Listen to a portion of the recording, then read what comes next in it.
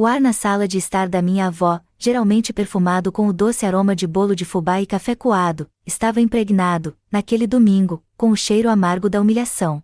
Eu tinha apenas 10 anos, e meus sapatos desgastados, que tanto me orgulhava de ter ganhado com o suor do trabalho do meu pai, pareciam gritar sua pobreza em meio aos tênis de marca e sapatos lustrosos dos meus primos.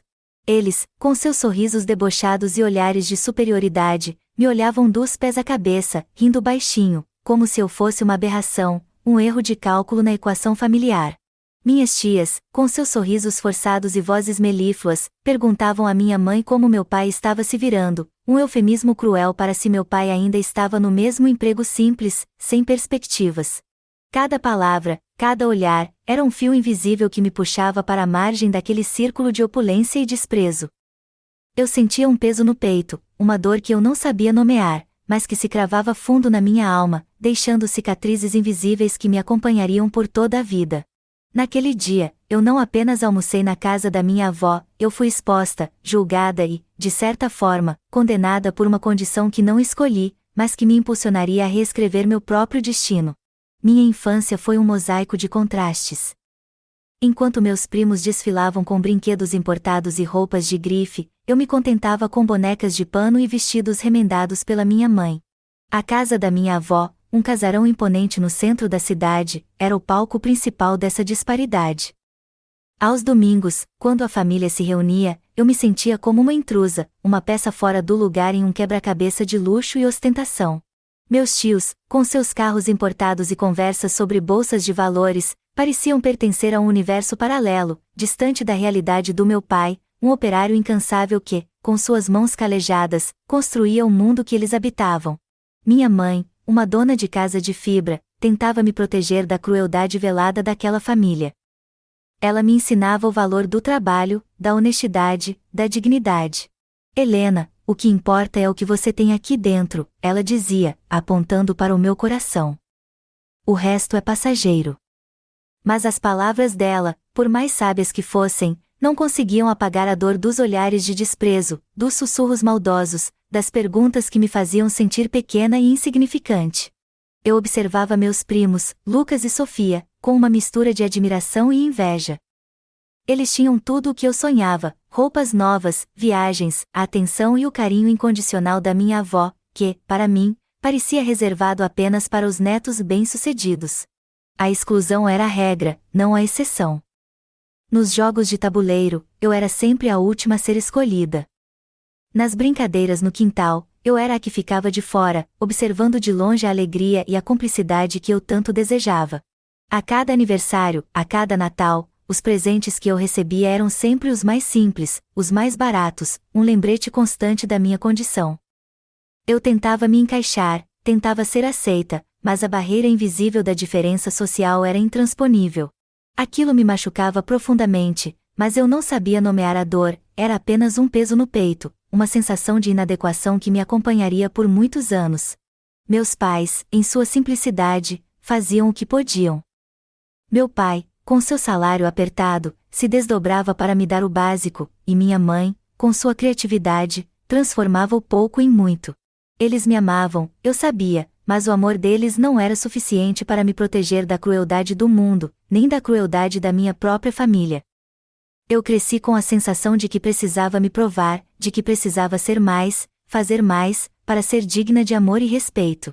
Essa busca por validação, por aceitação, se tornaria o motor da minha vida, mas também a fonte de muitas dores e decepções. Aquele ambiente familiar, que deveria ser um porto seguro, transformou-se em um campo de batalha, onde eu lutava para encontrar meu lugar, para ser vista, para ser amada, para ser aceita. E a cada derrota, a cada humilhação, a semente da determinação, ainda que pequena, começava a germinar em meu coração, prometendo uma colheita de superação e redenção. A adolescência trouxe consigo uma nova camada de complexidade e dor. Enquanto meus primos desfrutavam de uma vida de privilégios, com viagens internacionais, carros de luxo e as melhores escolas, eu ajudava minha mãe nas tarefas de casa, estudava em escolas públicas e sonhava com um futuro que parecia inatingível. O peso da exclusão se tornou insuportável. Eu via meus primos com suas roupas de marca, seus celulares de última geração, suas vidas cheias de festas e aventuras, e me sentia cada vez mais distante, mais invisível. A cada feriado, enquanto eles viajavam para resorts paradisíacos, eu passava os dias em casa, ajudando minha mãe a costurar para fora, a lavar roupas para vizinhos, a fazer bicos para complementar a renda familiar. A diferença social era um abismo que se aprofundava a cada dia, e eu me sentia presa em um ciclo de pobreza e desesperança. O ápice do preconceito e da humilhação veio na festa de 15 anos da minha prima Sofia. A mansão da minha avó estava deslumbrante, decorada com flores exóticas e luzes cintilantes. Sofia, a estrela da noite, desfilava em um vestido de grife, cercada por amigos e admiradores. O ponto alto da festa foi quando seu pai, meu tio, anunciou o presente de aniversário, um carro 0 km, com um laço gigante no capô. Os aplausos e os gritos de alegria ecoaram pela sala, e eu, com meu vestido emprestado, me senti ainda menor, mais insignificante. Eu estava ali, uma convidada indesejada, um lembrete incômodo da realidade que eles tanto tentavam ignorar. Em meio à euforia, uma das minhas tias, com um sorriso forçado e um olhar de pena, se aproximou de mim. Helena, você tem um bom coração, ela disse, com uma voz melíflua que me causava arrepios. É o que importa, já que o resto a gente não pode mudar, né? Aquelas palavras me atingiram como um soco no estômago. Aquele resto era minha vida, minha família, minha essência. Era a minha pobreza, a minha falta de oportunidades, a minha condição social. Era tudo o que eu era, e ela estava me dizendo que eu não podia mudar. Aquele comentário, proferido com uma falsa compaixão, foi a gota d'água. Eu senti uma raiva crescente, uma fúria silenciosa que me consumia por dentro. Naquele momento, eu decidi que não seria uma vítima. Eu mudaria o resto. Eu provaria a eles que o meu valor não era definido pela minha conta bancária ou pelo meu sobrenome. Eu lutaria, com todas as minhas forças, para reescrever meu próprio destino, para construir uma vida onde o meu valor fosse reconhecido, onde eu pudesse ser quem eu quisesse ser. Sem a sombra do preconceito e da humilhação. A festa de 15 anos de Sofia, que deveria ser um momento de celebração, tornou-se o catalisador da minha revolução pessoal, o ponto de virada que me impulsionaria a buscar um futuro diferente, longe daquele ambiente tóxico e opressor. Com a chama da revolta acesa em meu peito, eu me lancei nos estudos com uma ferocidade que surpreendeu a todos, inclusive a mim mesma. Eu passava horas na biblioteca pública, devorando livros, absorvendo cada conhecimento como uma esponja sedenta. Eu sabia que a educação era a minha única saída, a minha arma mais poderosa contra a pobreza e o preconceito. Minhas notas melhoraram exponencialmente, e eu me tornei uma das melhores alunas da escola. No entanto, a realidade financeira da minha família ainda era um obstáculo intransponível. A faculdade, um sonho que parecia cada vez mais próximo, ainda estava fora do meu alcance. Foi nesse período de incerteza que a traição chegou de mansinho, disfarçada de generosidade. Meu primo, Lucas, o favorito da família, o príncipe que sempre teve tudo de mão beijada, havia se formado em administração e aberto sua própria empresa. Ele, com sua voz suave e seu sorriso encantador, me ofereceu uma vaga como assistente. É uma oportunidade de ouro, Helena, ele disse, com um tom de benevolência que me causava arrepios. Uma chance de você se provar e, quem sabe, subir na vida. Afinal, somos família, não é? Eu, desesperada por aceitação, por uma chance de provar meu valor, aceitei de pronto. Acreditava que, finalmente, teria a oportunidade de mostrar do que era capaz, de conquistar meu lugar ao sol. Nos primeiros meses, eu me dedicava de corpo e alma ao trabalho. Vivia para a empresa de Lucas, fazia horas extras, resolvia os problemas mais chatos, os que ninguém queria fazer. Eu chegava cedo, saía tarde, e levava trabalho para casa nos fins de semana. Minha dedicação era inquestionável, e eu acreditava que, com meu esforço, o reconhecimento viria. No entanto, o reconhecimento nunca vinha. Enquanto eu ralava, Lucas se apropriava das minhas ideias, das minhas sugestões, dos meus projetos. Lembro-me de uma vez, quando sugeri um novo sistema de organização de arquivos que otimizaria o trabalho e reduziria custos. Ele ouviu atentamente, anotou cada detalhe, e dias depois, em uma reunião com investidores, apresentou a ideia como se fosse sua, recebendo todos os louros, os aplausos, os elogios. Aquele ato de exploração me roubou a voz, a autoconfiança. Eu me sentia impotente, engolindo a humilhação, a raiva, a frustração. Ele me usava como um degrau para o sucesso dele, e eu, em minha ingenuidade e desespero por aceitação, permitia que ele me pisasse. O desprezo de Lucas era um veneno diário. Ele me tratava com condescendência, me dava tarefas degradantes e me lembrava a todo momento que eu não estaria ali se não fosse por ele, que eu deveria ser grata pela oportunidade que ele havia me dado. As marcas daquela época não eram visíveis na minha pele, mas se cravavam fundo na minha alma, deixando cicatrizes invisíveis que me acompanhariam por muito tempo. Eu comecei a ter crises de ansiedade, a insônia se tornou uma companheira noturna, e o medo de falhar se tornou paralisante. Eu estava perturbada, vivendo em um ciclo de autodepreciação e amargura, presa em um inferno pessoal que parecia não ter fim. O inferno pessoal em que eu vivia parecia não ter fim. Cada dia na empresa de Lucas era uma tortura, uma nova dose de humilhação e desprezo. Eu me sentia esgotada, física e mentalmente. As crises de ansiedade se tornaram mais frequentes, e a insônia me consumia, transformando minhas noites em um campo de batalha contra meus próprios demônios. Eu me via presa em um ciclo vicioso de autodepreciação e amargura, incapaz de enxergar uma saída. A voz de Lucas, ecoando em minha mente, me lembrava constantemente de minha suposta insignificância, de minha dependência dele, de minha incapacidade de ser algo além do que ele me permitia ser. Eu estava à beira do abismo, prestes a sucumbir à escuridão que me cercava. Mas, em meio à escuridão mais profunda, uma pequena luz se acendeu. Não veio de fora, mas de dentro de mim, alimentada pelas memórias de meus pais.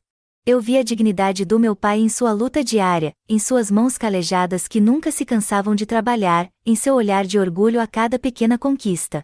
Vi a força da minha mãe, que nunca se queixava, mesmo com todas as dificuldades, que transformava o pouco em muito, que mantinha a família unida com sua fé inabalável. Eles eram meu espelho, meu porto seguro, a prova viva de que a resiliência e a honestidade eram valores que transcendiam qualquer riqueza material. Eu decidi que não seria uma vítima. Eu não permitiria que a crueldade de Lucas me definisse, que a inveja de minha família paterna me consumisse. Eu me recusava a ser o resto que minha tia havia me condenado a ser. Naquele dia, eu tomei a decisão mais difícil e libertadora da minha vida. Eu saí do emprego de Lucas. Não houve gritos, nem discussões. Apenas um silêncio pesado, um olhar de surpresa em seu rosto, que rapidamente se transformou em desprezo. Ele tentou me humilhar uma última vez, dizendo que eu nunca conseguiria nada sem ele, que eu voltaria rastejando. Mas suas palavras não me atingiram. Eu estava livre, e a sensação era inebriante. Pela primeira vez na vida, parei de olhar para minha família paterna como um padrão a ser alcançado. Eles eram o meu anti-exemplo, a prova viva do que eu não queria ser. Eu não queria a riqueza deles, se ela viesse acompanhada de tanta mesquinhez e crueldade. Eu queria a minha própria riqueza, construída com minhas próprias mãos, com minha própria dignidade. Com a ajuda de um amigo de infância, Pedro, que se tornou um pilar inabalável na minha vida, comecei a estudar à noite. Pedro, um jovem programador que eu havia conhecido em um curso de informática na escola, sempre acreditou em meu potencial. Ele me incentivou a mergulhar no mundo da tecnologia, um universo que, para mim, era totalmente novo, mas que me fascinava. Enquanto o cansaço me consumia após um dia exaustivo de trabalho em empregos temporários, eu me agarrava aos livros e aos tutoriais online como um náufrago se agarra a uma boia. Eu perseverava, linha por linha de código, conceito por conceito. Cada nova descoberta era uma vitória, um tijolo na construção da minha nova vida, longe da sombra da minha família. Eu me matriculei em uma faculdade de tecnologia, e, embora as dificuldades financeiras fossem imensas, eu me recusava a desistir. Eu sabia que cada sacrifício valeria a pena, que cada gota de suor me aproximava do meu objetivo. A programação se tornou minha paixão, meu refúgio, meu caminho para a liberdade. Cada linha de código que eu escrevia era um ato de rebeldia, uma prova de que eu era capaz de construir meu próprio destino, de reescrever minha própria história, sem depender de ninguém, sem me curvar a ninguém. Os anos de faculdade foram intensos, um misto de desafios e conquistas. Eu trabalhava durante o dia em empregos que mal pagavam as contas, e estudava à noite, muitas vezes virando madrugadas para dar conta das matérias. O cansaço era constante, mas a paixão pela programação e a visão de um futuro diferente me impulsionavam. Cada conceito novo que eu aprendia, cada linha de código que eu conseguia fazer funcionar, era uma pequena vitória, um lembrete de que eu estava no caminho certo. Pedro, meu amigo de infância, continuava sendo um apoio fundamental. Ele me ajudava com as dúvidas, me incentivava nos momentos de desânimo e celebrava cada uma das minhas conquistas. Ele era meu porto seguro, a prova de que a bondade e a lealdade existiam, mesmo em um mundo que parecia tão cruel. Concluí a faculdade com notas excelentes, um feito que me encheu de orgulho. Meu diploma não era apenas um pedaço de papel, era o símbolo de minha resiliência, de minha capacidade de superar obstáculos e de construir meu próprio caminho. A partir dali, as portas do mercado de trabalho se abriram. Fui contratada por uma grande multinacional de tecnologia, uma empresa que valorizava o talento e a dedicação, independentemente de sobrenomes ou conexões familiares. Minha ascensão foi rápida. Eu me destacava pela minha inteligência, minha ética de trabalho e minha capacidade de resolver problemas complexos. Em poucos anos, eu já ocupava uma posição de destaque, liderando equipes e desenvolvendo projetos inovadores que impactavam a vida de milhões de pessoas. Minha vida mudou drasticamente. Eu morava em um apartamento confortável, tinha um salário digno e, mais importante, tinha paz de espírito. Não havia mais a necessidade de me provar a ninguém. A cada manhã, ao acordar, eu sentia uma leveza na alma, uma sensação de liberdade que eu nunca havia experimentado antes. As cicatrizes invisíveis da minha alma ainda estavam lá, mas elas não eram mais símbolos de dor. Elas eram troféus, lembretes de uma batalha vencida, de uma jornada de superação que me transformou na mulher que eu era. Eu havia encontrado minha própria voz, minha própria identidade, longe da sombra da minha família paterna. Minha redenção não era um ato de vingança, mas um ato de autoamor, de reconhecimento do meu próprio valor, independentemente da validação externa. Eu havia aprendido que a verdadeira felicidade não estava em bens materiais ou em reconhecimento social, mas na paz interior, na capacidade de se amar e de se aceitar, com todas as suas imperfeições e cicatrizes. E essa paz, essa autoaceitação, era o meu maior tesouro, a minha maior conquista. Anos se passaram, e a vida seguiu seu curso. Eu me casei com Pedro, meu amigo de infância e companheiro de jornada, o homem que me amou e me apoiou incondicionalmente. Juntos, construímos uma família linda, com filhos que cresciam em um ambiente de amor, respeito e liberdade, longe das amarras do preconceito e da exclusão. Minha carreira continuava em ascensão, e minha empresa, que eu havia fundado com Pedro, se tornou um sucesso estrondoso, um exemplo de inovação e responsabilidade social. Eu havia conquistado tudo o que sonhava, e mais um pouco. Mas, por mais que eu tentasse, as lembranças do passado, as cicatrizes invisíveis, ainda me assombravam. Eu evitava ao máximo o contato com minha família paterna, temendo reviver as dores e as humilhações que tanto me marcaram. A reviravolta veio de forma inesperada. Recebi um convite para uma festa de comemoração de aniversário do meu pai. Hesitei em ir, mas Pedro me incentivou. É hora de enfrentar seus fantasmas, Helena, ele disse. Você é forte, e eles não podem mais te machucar. Com o coração apertado, mas com a determinação de quem havia vencido muitas batalhas, decidi ir. Ao chegar à mansão da minha avó, percebi que as coisas tinham mudado. O brilho de outrora havia se apagado, e uma atmosfera de melancolia pairava no ar. Lucas, o outrora prepotente, parecia mais humilde, mais contido. O negócio dele havia falido, e ele estava enfrentando dificuldades financeiras. As tias, que antes me olhavam com pena e desprezo, me cumprimentaram com respeito, fazendo perguntas sobre minha carreira, sobre minha empresa, sobre minha vida. Eu respondia com calma e serenidade, sem ostentação, sem rancor, apenas com a verdade. O momento mais crucial da noite foi quando minha avó, a matriarca da família, me chamou para conversar em particular. Seus olhos, antes tão frios e distantes, estavam agora cheios de lágrimas.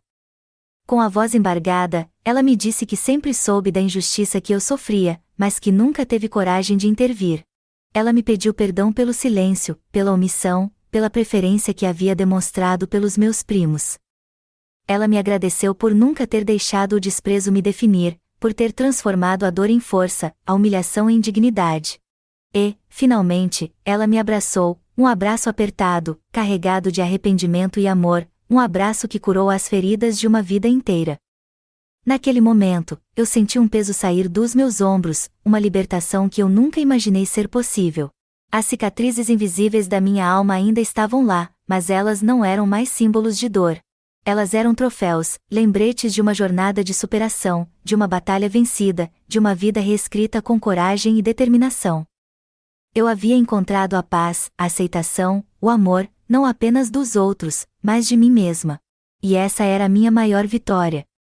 O reencontro com minha avó e a aceitação de minha família paterna foram um bálsamo para minha alma, mas não o fim da minha jornada. As cicatrizes invisíveis, embora curadas, permaneceriam como lembretes da minha trajetória. Elas me impulsionavam a continuar minha missão, a usar minha história como um farol para outros que, como eu, se sentiam marginalizados e sem voz. Minha empresa, a qual eu e Pedro havíamos construído com tanto esforço, tornou-se um reflexo dos meus valores. Implementamos programas de inclusão social, oferecendo oportunidades de emprego e capacitação para jovens de comunidades carentes, aqueles que, assim como eu, não tiveram as mesmas oportunidades. Acreditávamos que o talento não tem endereço, e que a dedicação pode florescer em qualquer ambiente, desde que haja apoio e incentivo. Lucas, meu primo, após a falência de seu negócio, buscou minha ajuda. Não com a arrogância de antes, mas com a humildade de quem havia aprendido uma dura lição. Eu o acolhi, não por pena, mas por acreditar na capacidade de redenção. Ofereci-lhe uma vaga em minha empresa, em uma posição que exigia responsabilidade e dedicação, sem privilégios ou atalhos. Ele aceitou, e, para minha surpresa, se dedicou com afinco, mostrando uma maturidade que eu nunca imaginei que ele possuísse.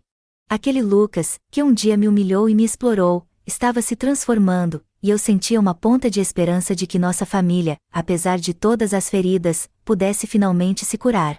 Minha avó, em seus últimos anos, tornou-se minha maior admiradora. Ela me visitava frequentemente, orgulhosa de cada conquista, de cada projeto social que eu abraçava. Ela me contava histórias da minha infância, da minha determinação, e eu percebia que, em seus olhos, eu não era mais a menina dos sapatos desgastados, mas a mulher que havia reescrito seu próprio destino. Sua morte, embora dolorosa, foi um momento de paz, um encerramento de um ciclo, um testemunho de que o amor e o perdão podem curar as feridas mais profundas. Hoje, as cicatrizes invisíveis da minha alma ainda estão lá. Mas elas não são mais símbolos de dor. Elas são troféus. Elas me lembram que, em meio à exclusão, traição, preconceito e desprezo, eu encontrei a força para me reerguer, a coragem para me redefinir. No final, as coisas não apenas ficaram bem. Elas se tornaram uma celebração da minha própria jornada, da minha perseverança e da minha capacidade de transformar a dor em uma força poderosa e transformadora.